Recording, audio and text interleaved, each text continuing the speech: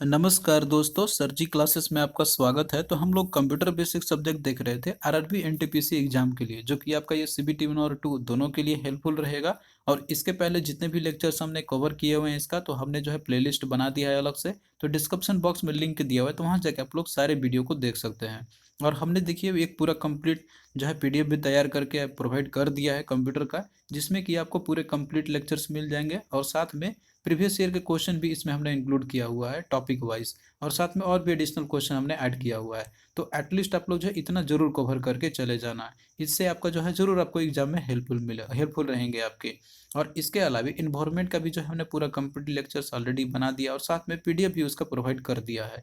तो सभी का लिंक जो है आपको डिस्क्रिप्शन बॉक्स में आपको मिल जाएंगे। तो चलिए स्टार्ट करते हैं हम लोग आज का क्लास। तो प्रीवियस क्लास में जो है हमने इंटरनेट और ईमेल के बारे में स्टडी हमने किया था। तो उसी सीरीज को हम लोग कंटिन्यू करते हुए जो है आज हम लोग स्टडी करेंगे वेबसाइट के बारे में। तो देखिए जो वेबसाइट रहता है तो ये वेब पेजेस का कलेक्शन होता है। तो देखिए जो वेब पेजेस आप देखते होंगे, कोई भी आप वेबसाइट ओपन करते हैं तो आप देखते होंगे कि वहाँ पे जो है आपको बहुत सारे चीज़ देखने को मिलते हैं, जैसे डॉक्यूमेंट आपका हो गया। और इसके अलावा जो इमेज, ग्राफिक्स, एनिमेशन, तो ये सारी चीज़ आपको देखते होंगे। तो ये जो है आपके ये कलेक्शन होते हैं वेब पेजेस जो रहते हैं आपके यहाँ पे। और पर्टिकुलरली जो वेबसाइट आपका डिजाइन किया जाता है, तो ये सारे डॉक्यूमेंट्स को, यानी कि जो इन्फॉर्मेशन रहते हैं, तो उनको एक कलेक्टिवली स्टोर करके रखा जाता है। और किसी भी पर्टिकुलरली टाइप का जो वेबसाइट आपका होगा तो उसमें उसी तरह की जो इन्फॉर्मेशन स्टोर्ड रहेंगे। जैसे मान लीजिए कि अगर आप कोई आप देखते होंगे एजुकेशन से रिलेटेड, तो उसमें जो है आपको पूरे वेबसाइट में पूरा उसी के रिलेटेड सारे चीज़ कंटेंट मिलेंगे आपको, वो चाहे पीडीएफ हो या फिर जो कंटेंट हो या फिर इमेज हो या फिर वीडियो हो, तो सारे चीज़ एक ही जैसे आपके रहेंगे। तो वेबसाइट आपका रहता है, वेब पेजेस का एक कलेक्शन आपकी रहेगी।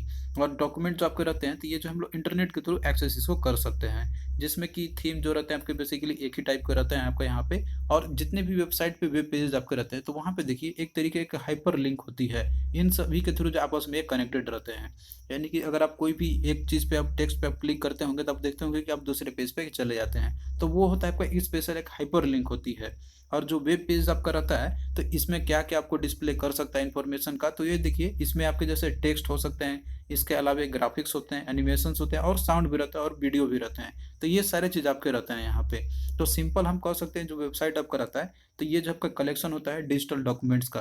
और जिसमें कि देखिए जो इसमें जो फाइल्स जो रहते हैं आपके, तो वो सारे HTML फाइल्स रहते हैं, जो कि आपस में एक दूसरे से लिंक्ड रहते हैं। कोई भी आप किसी भी और आप देखते होंगे कि लिंक को आप वहाँ पे टच करते हैं, उसको आप क्लिक करते हैं, तो बाकी जो है आप फिर दूसरे पेज पे ट्रांसफर हो जाते हैं। तो ये आपस में एक दूसरे से कनेक्टेड रहते हैं, यानी कि इनको हम हाइपर लिंक बोलते हैं हम लोग। और वेबसाइट जो वेब पेज आपके रहते हैं, तो इनको जो है डिजाइन करने के लिए या फिर राइटिंग करने के लिए कोडिंग लैंग्वेज की जरूरत पड़ती है, जो कि हम लोग बोलते हैं HTML का, that is hypertext markup language. तो एक स्पेशल लैंग्वेज होती है जो बेसिकली वेब पेज को डिजाइन करने के लिए यूज की जाती है, और इसी के थ्रू जो भी पिक्चर या साउंड रहते हैं तो उनको ऐड किया जाता है। तो देखिए कोई भी वेबसाइट आपका रहता है, तो आप लोग देखते होंगे कि कुछ इस तरीके का उसका एड्रेस रहती है। जैसे मान लीजिए कि कोई वेबसाइट आपका फेसबुक का है, तो आप देखते होंगे इसका जो वेबसाइट का जो रहता है एड्रेस, HTTP, उसके बाद आपका रहेगा www.facebook.com। तो ये उसका वेबसाइट हो गया।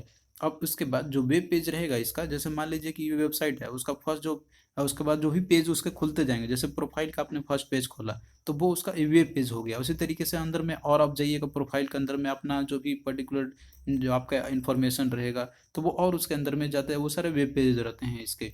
और जो वेबसाइट का जो फर्स्ट पेज रहता है, जो फर्स्ट पेज आप डिस्प्ले देखते हैं, डिस्प्ले में आपका आता है, कोई भी पेज को आप खोलते होंगे, कोई वेबसाइट को आप लोग ओपन करते हैं, तो जो फर्स्ट पेज जो ओपन होता है उसको बोलते हैं हम लोग होम पेज बोलते हैं।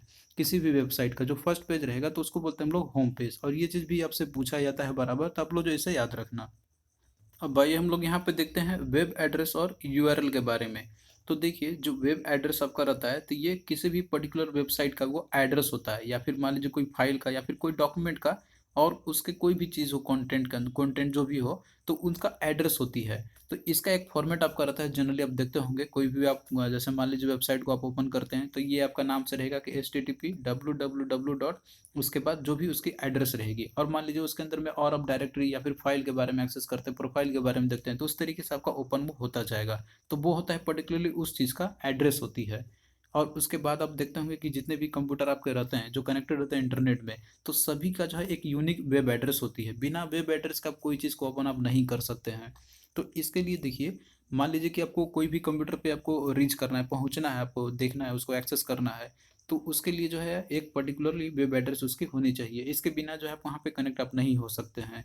तो वेब एड्रेस जो रहता है आपका यहाँ पे, इसमें आप देखते होंगे कि जो है, जो भी आप देखते होंगे डिस्प्ले जो आपका रहता है इस तरीके से, इनको जो है यूआरएल बोली जाती है, जिसका फुल फॉर्म होता है यूनिफॉर्म रिसोर्स लोकेटर।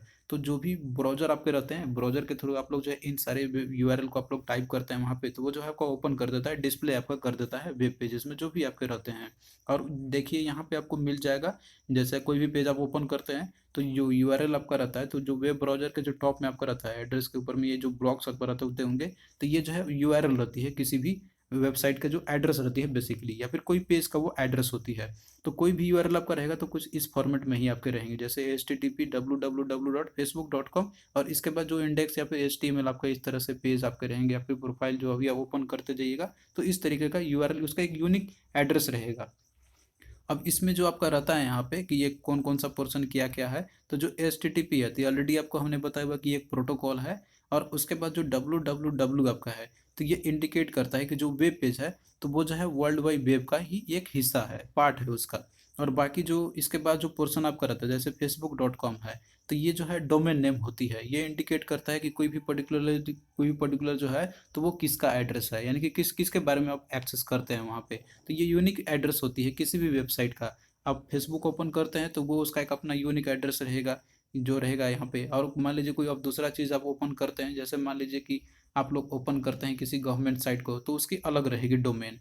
इसी तरीके से आप मान लीजिए किसी और भी पर्टिकुलरली टाइप का आप ओपन करते हैं, जैसे गेम्स का ही हो गया, सॉफ्टवेयर का ही हो गया, तो उन सभी के अलग अलग डोमेन रहेंगे जो इंडिकेट करेगा उनका यूनिक एड्रेस को। और बाकी जो इसमें रहता है index.html, तो ये फाइल होती है उस पर्टिकुलरली वेबसाइट के अंदर का। तो इस तरीके से आपको डिस्प्ले होती है, और ये चीज़ आप लोग देखे भी होंगे जब आप लोग वेब ब्राउजर को ओपन करते हैं तो टॉप में आपको मिल जाएगा ये सारा चीज़। अब देखिए किसी भी पर्टिकुलरली जो वेबसाइट आपका रहता है तो उसको यूनिकली आइडेंटिफाई करते हैं हम लोग बाय इट्स डोमेन नेम। तो डोमेन नेम से ही जो है उसको हम लोग आइडेंटिफाई करते हैं कि ये पर्टिकुलरली किस टाइप का जो है रिसोर्सेस है। तो डोमेन जो रहता है तो ये ग्रुप होता है आपका नेटवर्क रिसोर्सेस का, जो कि पर्टिकुलरली जो ग्रुप रहते हैं यूजर्स के, तो उनको असाइन किया जाता है। तो डोमेन नेम आपका रहता है एक तरीका होता है कि हम लोग जो है इसे आइडेंटिफाई कर सकते हैं और लोकेट कर सकते हैं किसी भी कंप्यूटर को जो इंटरनेट में सभी आपस में एक दूसरे से कनेक्टेड रहते हैं। तो डोमेन नेम देखिए सभी का हमेशा यूनिक रहेगा, और कोई भी यूजर आपका रहेगा यहाँ पे जो है, तो कोई भी यूजर रहेंगे जितने भी मान लीजिए कंप्यूटर रहेंगे, तो सभी का उनका एक यूनिक नेम होगा, उसी के थ्रू हम लोग आइडेंटिफाई कर पाते हैं। और इसमें जो है डॉट के थ्रू सेपरेट करते हैं हम लोग जो डोमेन नेम होती है। जैसे एग्जांपल आपका है google.com, तो आप देखते होंगे गूगल जो आपका है तो ये एक यूनिक, कोई एक मान लीजिए एक कंप्यूटर है, कोई रिसोर्सेस है, या फिर कोई एक यूजर है जो कि किसी ने बनाया हुआ है अपना, और इसको सेपरेट होते हैं हम लोग .com से, दैट इज एक डॉट के थ्रू सेपरेट करते हैं हम लोग। तो ये एक डोमेन हो गया, उसी तरीके से yahoo.com हो गया। अब इसमें देखिए जो कॉम आपका लगा रहता है .com, तो ये एब्रिविएशन होता है इनका, ये शॉर्ट फॉर्म आपका दिया हुआ है लेकिन इनका एब्रिविएशन होती है। तो इनसे भी आपके पूछे आते हैं, जैसे आप इसी में आप देखते होंगे कि .info, तो इसका फुल फॉर्म होता है इन्फॉर्मेशन ऑर्गेनाइजेशन, यानी कि ये आपको बताता है कि जो आप एक्सेस कर रहे हैं तो वो एक इन्फॉर्मेशन ऑर्गेनाइजेशन है। इसी तरीके से .com से जो रहता है तो ये सारे कमर्शियल रहते हैं सारे। इसके अलावा .gov से आपका जो रहता है तो ये सारे गवर्नमेंट के साइट रहते हैं। और .edu से जो रहता है तो वो आपको पता चल जाएगा उसी से कि ये जो है एजुकेशन से रिलेटेड आपके सारे हैं। तो बाकी आप और भी देख सकते हैं, .mil आपका रहेगा तो ये मिलिट्री से रहेगा, .net जो रहेगा तो ये नेटवर्क रिसोर्सेज से रहेंगे, .org से रहता है तो ये सारे जो है यूजुअली नॉन प्रॉफिटेबल ऑर्गेनाइजेशन होते हैं यहाँ पे। जैसे wikipedia.org आपका तो एक यूजुअली नॉन प्रॉफिटेबल ऑर्गेनाइजेशन है। इसके अलावा कंट्री के भी डोमेन रहते हैं उनके, जैसे .cn ये चाइना का हो गया, .de ये जर्मनी का हो गया। उसी तरीके से आप इंडिया का भी देखते हो, उसमें IN लगा हुआ रहता है। तो ये सारे आपके डोमेन नेम है जो आपको याद रखना है। अब इसके बाद देखिए जो आपका इंटरनेट के ऊपर में जो भी चीज़ आप एक्सेस करते हैं, तो वो एक पर्टिकुलरली जो है उनका एक सर्वर होता है जहाँ पे सारी चीज़ जो इन्फॉर्मेशन रहते हैं जो भी आप एक्सेस करते हैं, तो वो सारे चीज़ एक जगह पे स्टोर्ड रहते हैं। तो उनको बोलते हैं हम लोग वेब सर्वर बोलते हैं हम लोग। तो वेब सर्वर भी आपका एक टाइप का कंप्यूटर ही होता है कि जहाँ पे वेब पे जो भी इंटरनेट के ऊपर में जो कंटेंट रहते हैं तो उन सभी को एक जगह एकत्रित किया जाता है, यानी कि स्टोर किया जाता है। तो वेब सर्वर जहाँ पे एक जनरल यदि हम बात कर सकते हैं तो इसके अंदर में एक या एक से अधिक वेबसाइट रहते हैं पर्टिकुलरली इनके। जैसे हम बात करते हैं फेसबुक का, तो उनका एक अलग वेब सर्वर होगा जो उनका जो है वहाँ पे सारे कंटेंट को स्टोर किए हुए होंगे। जैसे आप लोग मान लीजिए अपना प्रोफाइल बनाते हैं तो आपके जो भी इंफॉर्मेशन होंगे तो वो सारे चीज़ इनके वेब सर्वर पे वहाँ पे आपका स्टोर्ड रहेगा। अब कोई भी चीज़ आप लोग एक्सेस करते हैं तो इंटरनेट के थ्रू हम लोग एक्सेस करते हैं। पहले हम लोग यहाँ पे क्लाइंट के थ्रू, मतलब जो आप क्लाइंट रहते हैं तो इंटरनेट के थ्रू हम लोग एक्सेस कर सकते हैं वेब सर्वर पे। तो यहाँ पे आपका रिक्वेस्ट जाएगा और रिक्वेस्ट जाने के बाद यहाँ पे ऑथेंटिफिकेशन करने के लिए आएगा आपका, तो रिक्वेस्ट जो भी जाएगा तो फिर जब आपका वेरीफाई हो जाएगा तो आप लोग एक्सेस कर सकते हैं पर्टिकुलरली जो भी स्टोर्ड रहेगा। तो इस तरीके से आप लोग कोई भी वेबसाइट को अपलोड करते हैं आप लोग, या फिर कोई भी वेब सर्वर को आप लोग मान लीजिए टाइप करते होंगे, या गूगल हो गया या फिर फेसबुक हो गया या फिर और भी कोई भी जो साइट होगा, तो उनका पर्टिकुलरली एक अपना वेब सर्वर होती है। तो वहीं पे जो है आप लोग एक वहीं लिंक्ड होते हैं डायरेक्टली। तो जो वेब सर्वर आपका रहता है तो ये हेल्प करता है वेब कंटेंट को डिलीवर करने के लिए, जो आप एक्सेस कर सकते हैं इंटरनेट के थ्रू। और इसके साथ में यूजर जैसे मान लीजिए आप गेमिंग जो भी आप लाइक करते हैं, या फिर कोई भी डेटा स्टोरेज आपको करनी होती है, या फिर बिजनेस एप्लीकेशन से रिलेटेड रहती है, तो ये सारा जो है आप लोग वेब सर्वर की मदद से जो है इस सारे चीज़ को एक्सेस कर सकते हैं। और वेब सर्वर कॉमनली देखिए ये एक HTTP सर्वर होते हैं, जो कि एक तरीके से एक प्रोग्राम होते हैं जो कि एक तरीके से कंटेंट जो रहते हैं प्रोवाइड करते हैं आपको यहाँ पे। और इनको एक्सेस करने के लिए HTTP प्रोटोकॉल की ज़रूरत पड़ती है। और जो कंटेंट रहता है आपके जनरली जो रहता है आपके HTML फॉर्मेट में आपके रहती है, क्योंकि देखिए इंटरनेट के ऊपर में जितने भी डॉक्यूमेंट रहते हैं आपके, या फिर इमेजेस रहते हैं, कोई भी वेब रिसोर्सेज रहते हैं, तो वो सारे जो है उनको डिजाइन किया जाता है एक HTML लैंग्वेज के साथ में। तो इसीलिए सारे HTML डॉक्यूमेंट्स होते हैं। अब देखिए जितने भी वेब सर्वर आपके रहते हैं पर्टिकुलरली, तो उन सभी का जो एक यूनिक IP एड्रेस होती है, जो कि हम लोग इसे बोलते हैं हम लोग इंटरनेट प्रोटोकॉल एड्रेस रहती है। तो देखिए जो IP एड्रेस आपकी रहती है, तो ये दो फॉर्मेट आपका रहता है, एक IPv4 जो कि 32 बिट का होता है, और एक होता है आपका IPv6 जो कि 128 बिट की होती है। तो जितने भी वेब सर्वर रहते हैं तो सभी का उनका एक यूनिक IP एड्रेस होती है, उसी के थ्रू हम लोग उसको आइडेंटिफाई कर सकते हैं हम लोग। तो देखिए जो IP एड्रेस आपकी रहती है, तो इनसे रिलेटेड आपसे क्वेश्चन पूछे जाते हैं जनरली। जो आपका IPv4 है तो ये 32 बिट की लेंथ की होती है, और वहीं पे IPv6 जो होती है 128 बिट की होती है। तो जनरली हम लोग जो कन्वेंशनली अभी फॉलो किया था, तो पहले जो फॉलो किया था तो वो आपका IPv4 का जो कि 32 बिट की होती है। और इनसे से क्वेश्चन आपके पूछे जाते हैं मेजरली। तो इस IP के थ्रू जो है हम लोग जैसे सेंड करते हैं मैसेज को from source to destination, IP की मदद से ही हम लोग करते हैं, क्योंकि सबसे पहले हमें आइडेंटिफाई करना होता है कि हमें कहाँ पे कनेक्ट होना है, कहाँ पे हमें लॉगिन करनी है। तो IP एड्रेस के थ्रू हम लोग कर सकते हैं ये सारा चीज़।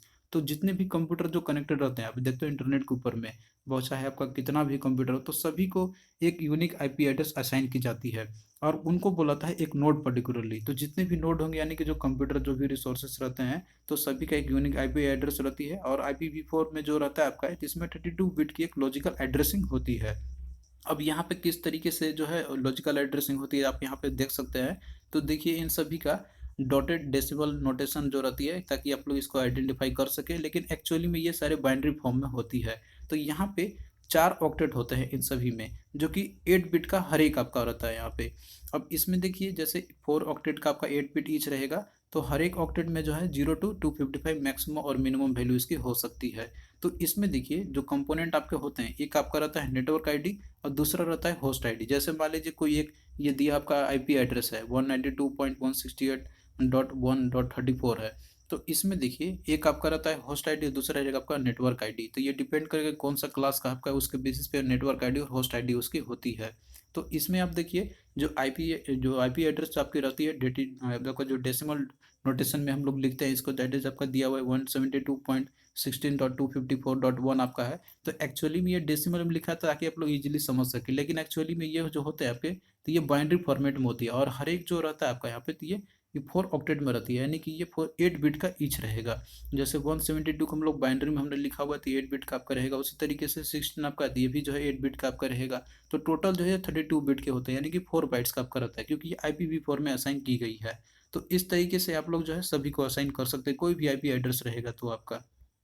अब देखिए यहाँ पे कुछ क्वेश्चन आपके पूछे गए थे RRB NTPC में, प्रीवियस ईयर के क्वेश्चन आपका है कि in decimal dotted notation of an IP address the maximum value of each component can be. तो मैक्सिमम वैल्यू जो है ईच कंपोनेंट का कितना हो सकता है, तो देखिए आपको मैंने बताया था कि वो आपका जो है 0 to 255 मैक्सिमम आपका हो सकता है, क्योंकि 8 बिट की होती है। तो इसीलिए राइट आंसर क्या होगा, ऑप्शन ए, दैट इज 255 हो जाएगा इसका। फिर अगला देखिएगा, the length of IPv4 address is. तो जो लेंथ होता है IPv4 एड्रेस का, इसका कितना होता है, तो आपको मैंने बताया था कि इसकी होती है 32 बिट्स होती है। तो ऑप्शन सी करेक्ट आंसर हो जाएगा। और वहीं पे IPv6 का पूछता तो उसका हो जाएगा आपका 128 बिट्स। फिर अगला देखिए क्वेश्चन है कि every set in the dotted decimal format of an IP address is called. तो जितने भी डॉटेड डेसिमल फॉर्मेट जो रहते हैं IP एड्रेस के, तो उनको जितने भी सेट रहते हैं तो उनको हम लोग क्या बोलते हैं, तो देखिए इनको बोलते हैं हम लोग ऑक्टेट। तो आपको मैंने बताया था कि जो जितने भी रहते हैं आपके डॉटेड डेसिमल फॉर्मेट तो उनको ऑक्टेट बोला जाता है। तो ऑप्शन बी इसका करेक्ट आंसर हो जाएगा। यहाँ पे आप देख सकते हैं IPv4 का एड्रेस में डॉटेड डेसिमल फॉर्मेट में लिखी गई है। तो जितने भी रहते हैं आपके, तो ये जो है हर एक 8 बिट का रहता है, तो 8 बिट जो रहता है तो उसको ऑक्टेट बोला जाता है। तो उसी तरीके से आपके कितने ऑक्टेट हो जाएंगे, तो दैट इज 4 ऑक्टेट हो जाएंगे आपके। तो इस तरीके से यानी कि आपका 4 बाइट्स हो जाएगा और टोटल 32 बिट्स होती है IPv4 की, यदि हम यहाँ पे बात करते हैं तो। फिर अगला देखिए, जो IP एड्रेस आपका है, तो ये रेफर्स क्या करता है, तो ये देखिए ये रिप्रेजेंट करता है एक नेटवर्क का, जो भी नेटवर्क रहता है तो उनका एक न्यूमेरिकल वैल्यू को असाइन कर, यानी कि न्यूमेरिकल लेवल को असाइन करती है, ताकि हम उसे यूनिकली आइडेंटिफाई कर सकते हैं हम लोग। तो इसका जो राइट आंसर आपका होगा that is option A correct हो जाएगा यहाँ पे। और बाकी आप और देख सकते हैं, जैसे dynamic link between two computer, तो कोई एक लिंक नहीं होती है दोनों के बीच में IP एड्रेस, उसका एक जो है यूनिक, उसका एक यूनिक एड्रेस होती है जिसके थ्रू हम लोग उसको आइडेंटिफाई कर सकते हैं हम लोग। अब आइए हम लोग देखते हैं यहाँ पे वेब ब्राउजर के बारे में। तो देखिए, इंटरनेट के ऊपर में कोई भी कंटेंट आपका रहता है, आपको एक्सेस करना है, आपको उसको यूज़ करना है, देखना है आपको, तो उसके लिए जो है वेब ब्राउजर की ज़रूरत पड़ती है। तो वेब ब्राउजर जो है, तो ये भी आपका एक सॉफ्टवेयर होता है, एक सॉफ्टवेयर एप्लीकेशन है, जिसके थ्रू जो है हम लोग कोई भी चीज़ को लोकेट कर सकते हैं, रिट्रीव कर सकते हैं, या फिर डिस्प्ले कर सकते हैं कंटेंट को, जो भी वर्ल्ड वाइड वेब में आपके अवेलेबल रहते हैं। जैसे वेब पेजेस को आपको देखना है, या फिर इमेज या वीडियो को देखना है, या फिर कोई भी फाइल्स को देखना है, तो उसके लिए जो आपको एक वेब ब्राउजर की जरूरत पड़ेगी। तो पर्पस जो आपका रहता है वेब ब्राउजर का, मेनली आपका रहेगा कनेक्ट करने का, दूसरा रिसीव करने का। कनेक्ट करने का मतलब है कि सर्वर जैसे आपके रहते हैं, मान लीजिए कोई एक दूर जगह पे आपका सर्वर लोकेटेड है, आपको जो है इसको एक्सेस करना है, तो कंप्यूटर में आप लोग सबसे पहले जो है वेब ब्राउजर आप लोग ओपन करते हैं, जैसे कि आपका हो गया गूगल क्रोम हो गया, मोजिला हो गया, तो इनका हम लोग यूज़ करते हैं और इसके थ्रू हम लोग कनेक्ट करते हैं उस सर्वर पे। तो यहाँ से एक जो है आपका रिक्वेस्ट जाएगा, रिक्वेस्ट आपका जाएगा यहाँ पे, रिक्वेस्ट जाएगी इन्फॉर्मेशन रिट्रीव करने के लिए, और उधर से फिर आपका जो है मतलब आइडेंटिफिकेशन होने के बाद एक रिसीवर रिक्वेस्ट आपकी आएगी इन्फॉर्मेशन के लिए, जो आपको डिस्प्ले करा देगा कि आप लोग जो ऑथेंटिकेट हो गए, आप लोग ऑथेंटिकल यूजर हैं, फिर आप लोग जो भी इन्फॉर्मेशन आपको एक्सेस करनी है तो आप लोग कर सकते हैं। तो फिर उसके बाद ब्राउजर जो है आपको सारे इन्फॉर्मेशन को रिसीव करके वहां से ला देगा और डिस्प्ले कर देगा आपके कंप्यूटर में। तो वेब ब्राउजर जो आपको रहते हैं, तो बेसिकली देखिए ये दो टाइप्स का होता है। एक आपका रहता है टेक्स्ट बेस्ड वेब ब्राउजर, जो कि इसमें केवल आपको टेक्स्ट बेस्ड इन्फॉर्मेशन ही देखने को आपको मिलेंगे। तो ये पहले का ब्राउजर जो होता था वो टेक्स्ट बेस्ड पहले डिजाइन की गई थी। और दूसरा आपका होता है that is graphical web browser, जिसमें कि आपको टेक्स्ट और ग्राफिक्स दोनों चीज़ आप लोग इसमें देख सकते हैं। तो एग्जाम्पल आपका यहाँ पे नोट करके आप लोग याद रखना कि जो पहला जो ग्राफिकल वेब ब्राउजर था, तो वो आपका है दैट इज NCSA मोसैक। तो इसके भी क्वेश्चन आपको पूछे गए, तो आप लोग याद रखना, ये पहला ग्राफिकल वेब ब्राउजर था। इसके अलावा देखिए और भी ब्राउजर के एग्जांपल आपके हैं जो कि पॉपुलर हैं आजकल, जिसमें कि जो है आपका इसमें नेटस्केप नेविगेटर आपका है। इसके अलावा इंटरनेट एक्सप्लोरर आपका है, जो कि माइक्रोसॉफ्ट के द्वारा ये प्रोडक्ट आपका है जो दी जाती है। इसके अलावा जैसे फायरफॉक्स आपका हो गया, तो ये जो है फायरफॉक्स आपका है, तो एक न्यू ब्राउजर है जो मोजिला से डिराइव आपका हुआ है। उसके बाद गूगल क्रोम जो है, तो ये जो कि ये गूगल के द्वारा डेवलप की गई है। इसके अलावा देखिए जो सफारी भी एक वेब ब्राउजर आपका है, जो कि एप्पल के द्वारा ये डेवलप की गई है। तो ये जितने भी मैक या OS प्लेटफॉर्म जो रहते हैं, तो उसमें आपका ये रन करता है। इसी के अलावा ओपेरा आपका हो गया, तो ये आपका एक स्मॉलर और फास्टर ब्राउजर, आप जितने भी ब्राउजर होते हैं तो उन सभी से फास्ट काम करेगा आपको ओपेरा। इसके अलावा और भी ब्राउजर आपके होते हैं, जैसे स्लिम जेट ब्राउजर हो गया, मैक्स थम हो गया, स्लिम ब्राउजर हो गया, Netsurf browser, Mac web, UC browser. तो ये सारे जो है एग्जांपल आपके ब्राउजर के। इसके अलावा और भी बहुत सारे होते हैं, लेकिन जो मेन जो आपके मेजरली जो है, तो यहाँ पे लिस्ट हमने दिया हुआ है, इन सभी को आप लोग याद कर लेना। अब आइए देखते हैं हम लोग क्वेश्चंस को, जो कि आपके प्रीवियस ईयर में पूछे गए थे। तो क्वेश्चन आपका है कि who invented the world wide web in in 1989। तो 1989 में वर्ल्ड वाइड वेब को किसने इन्वेंट किया हुआ था, तो इसका देखिए राइट आंसर आपका हो जाएगा that is Steve Berners Lee. तो इन्होंने जो है इंटरनेट को जो है इन्वेंट किया हुआ था। तो ऑप्शन 3 जो करेक्ट आंसर हो जाएगा। फिर नेक्स्ट देखिए DNS स्टैंड फॉर। तो DNS का फुल फॉर्म आपसे पूछा गया, तो इसका देखिए होता है that is domain name system. तो ऑप्शन 1 करेक्ट आंसर हो जाएगा। फिर अगला देखिए क्वेश्चन है कि what is use to identify users who come back to a web pages. तो इनमें से जो है कौन सा हम लोग यूज करते हैं ताकि यूजर को आइडेंटिफाई कर सकते हैं हम लोग कि वो जो है वेब पेजेस पे बैक आया हुआ है। तो इसमें देखिए कॉन्सेप्ट आपका दैट इज कुकीज का। तो कुकीज देखिए एक आपका एक स्मॉल टेक्स्ट फाइल आपका रहता है, जो कि वेबसाइट के द्वारा ये क्रिएट किया जाता है और ये स्टोर्ड आपका रह जाता है। यूजर्स जो भी मान लीजिए आप कंप्यूटर के उधर में आप लोग जो भी एक्सेस करते हैं, तो ये टेम्पररी बेसिस पे जो है उस सेशन के लिए स्टोर करके या फिर परमानेंटली बेसिस पे आपका ये हार्ड डिस्क में ये रख सकता है। और ये जो है आपका वेबसाइट पे आप मान लीजिए कोई भी आप पहले ही से जो एक्सेस किए हुए रहते हैं, अगर आप फिर से उसको आप ओपन करते हैं, तो ये जो है आपको प्रेफरेंस के बेसिस पे वहाँ पे ट्रैक कर लेगा और आपको दिखाएगा तुरंत वो ओपन कर देगा उसको। तो ये सारे जो कुकीज़ में स्टोर्ड रहते हैं। तो ये बेसिकली एक तरीके से फास्ट प्रोसेस करने के लिए फैसिलिटी रहती है ब्राउजर के अंदर में। फिर अगला देखिए दिया हुआ है कि बुक मार्क्स है आपका यहाँ पे। तो बुक मार्क पर भी एक देखते होंगे, इसका भी जो है फिनोमिना आप लोग देखते होंगे। तो बुकमार्क देखिए ये जनरली हम लोग सेव करके रख लेते हैं। कोई भी मान लीजिए इंपॉर्टेंट डॉक्यूमेंट रहता है या फिर कोई भी इंपॉर्टेंट वेबसाइट रहता है, वेब पेजेस रहता है, तो उसको हम लोग बुकमार्क करके रख लेते हैं हम लोग, जिसके थ्रू जो हम लोग वहाँ पे डायरेक्ट उस लिंक पे जा सकते हैं उसको क्लिक करने के बाद। तो ये सिंपल है आपका। यहाँ पे मान लीजिए कि इंटरनेट के ऊपर में हमें किसी भी पेज को जैसे सेव करनी होती है तो सिंपली हम उसे कर सकते हैं, डायरेक्टली उसको एक्सेस कर सकते हैं हम लोग।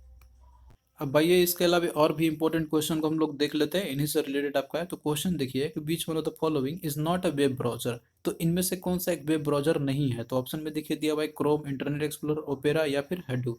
तो इसमें देखिए क्रोम भी आपका है, इंटरनेट एक्सप्लोरर भी है और ओपेरा भी है, ये सारे ब्राउजर के एग्जाम्पल। लेकिन जो हेडू पे आपका दिया हुआ थी कोई ब्राउजर का एग्जाम्पल नहीं है, तो ऑप्शन 4 करेक्ट हो जाएगा। फिर नेक्स्ट देखिए कि which of the following is not a web browser. तो कौन सा वेब ब्राउजर नहीं है? तो ऑप्शन में दिया हुआ है नेट स्केप नेविगेटर, तो भी आपका है। नेट सर्फ भी आपका एक ब्राउजर का एग्जांपल है। इसके अलावा ओपेरा भी है, लेकिन एक्सएमएल जो होती है आपको ब्राउजर का एग्जांपल नहीं है, तो ऑप्शन 3 करेक्ट आंसर हो जाएगा। तो इसीलिए जो है आपको ब्राउजर के एग्जांपल भी याद रखने होंगे। फिर नेक्स्ट देखिए कि document converted to dash can be publish to the web. तो जो डॉक्यूमेंट जो कन्वर्ट हम लोग करते हैं, जो कि हम लोग वेब पे हम लोग पब्लिश कर सकते हैं, तो वो आपके रहते हैं HTML रहते हैं। तो HTML में कन्वर्ट किया हुआ डॉक्यूमेंट को जो है हम लोग वेब में पब्लिश कर सकते हैं, तो ऑप्शन 4 आपका करेक्ट हो जाएगा। फिर अगला देखिए दिया हुआ है कि HTML स्टैंड्स फॉर। तो HTML का फुल फॉर्म आपसे पूछा गया है, तो इसका फुल फॉर्म होता है हाइपर टेक्स्ट मार्कअप लैंग्वेज, तो ऑप्शन 3 करेक्ट हो जाएगा इसका। अगला देखिए दिया हुआ है इसमें कि a dash is a software program use to view web pages. तो इनमें से एक सॉफ्टवेयर प्रोग्राम आपका है कि जो कि वेब पेजेस को व्यू करने के लिए यूज की जाती है। तो इसका देखिए राइट आंसर है आपका ब्राउजर हो जाएगा। तो ब्राउजर का ही हम लोग यूज करते हैं वेब पेजेस को व्यू करने के लिए, तो ये आपका एक सॉफ्टवेयर प्रोग्राम होती है। तो ये सारे आपके इंपॉर्टेंट क्वेश्चन है, आप लोग इसको जरूर याद रखना। तो थैंक यू दोस्तों, आपको कैसा लगा ये लेक्चर आप लोग कमेंट करके ज़रूर बताना, और इसी तरीके से आगे भी आपका ये लेक्चर कंटिन्यू रहेगा। और हमने PDF ऑलरेडी इसका प्रोवाइड कर दिया है, तो डिस्क्रिप्शन बॉक्स में लिंक इसका दिया हुआ है, तो वहाँ से जाकर आप लोग इसे बाय कर सकते हैं। तो चलिए दोस्तों, मिलते हैं नेक्स्ट वीडियो में, तब तक के लिए बाय।